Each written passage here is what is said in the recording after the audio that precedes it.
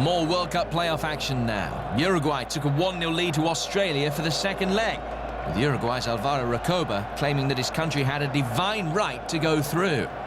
Not an idea that Australia and their passionate fans in the Telstra Stadium had any time for.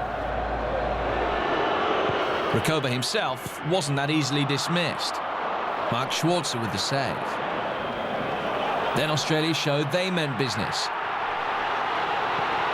Jason Kalina with the shot. Recoba was certainly the biggest danger to Mark Schwarzer's goal.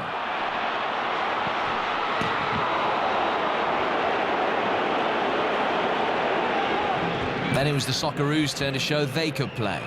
Harry Kewell had recently come on as a substitute, and his run set up Marco Bresciano.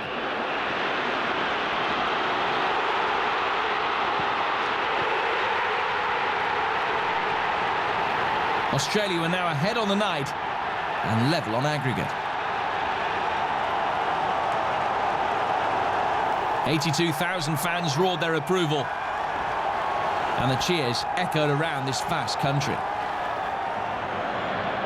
Australia pressed again in the second half. This time Bresciano shot over. With the two sides inseparable at 1-1 on aggregate, Sydney looked forward to extra time. Uruguay threatened in the first period. Good cover by the Australians forced Marcelo to shoot over. Then Australia tried to force the issue, but there were too many bodies in the Uruguay box.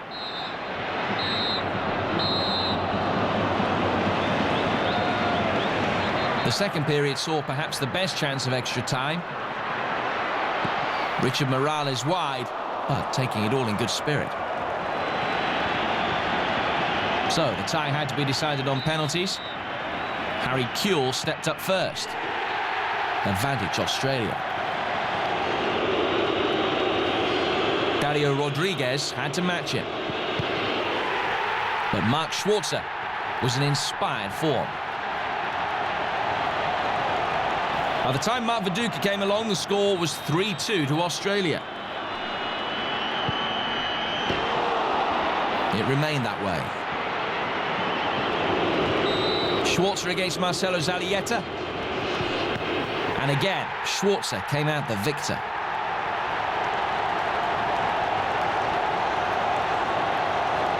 Australia just needed to score their next penalty to qualify. John Aloisi putting them through to their first World Cup since 1974. In Manama, Bahrain started favourites over Trinidad and Tobago after playing out a 1-1 draw in the first leg in Port of Spain. But Leo Beenhakker's orders to his side were to attack away from home, even in the Kingdom of Bahrain. It was the home side, though, who nearly drew first blood. Marvin Andrews saving the Trinidadian keeper Kelvin Jack's blushes.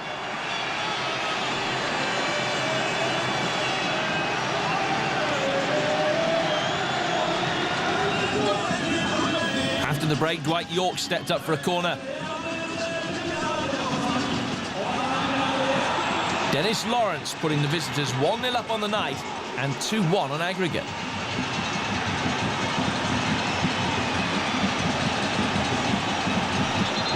Soccer celebrations for the visiting Trinidad and Tobago fans. Silence among the majority of home supporters.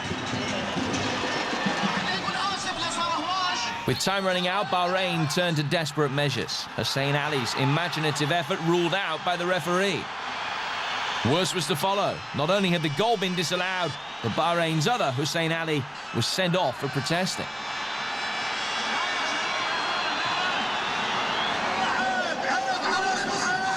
Not that Bahrain were finished yet. In the final minute of extra time, Kelvin Jack got his fingers to Hussein Ali's long shot. So Trinidad and Tobago through to their first ever World Cup finals.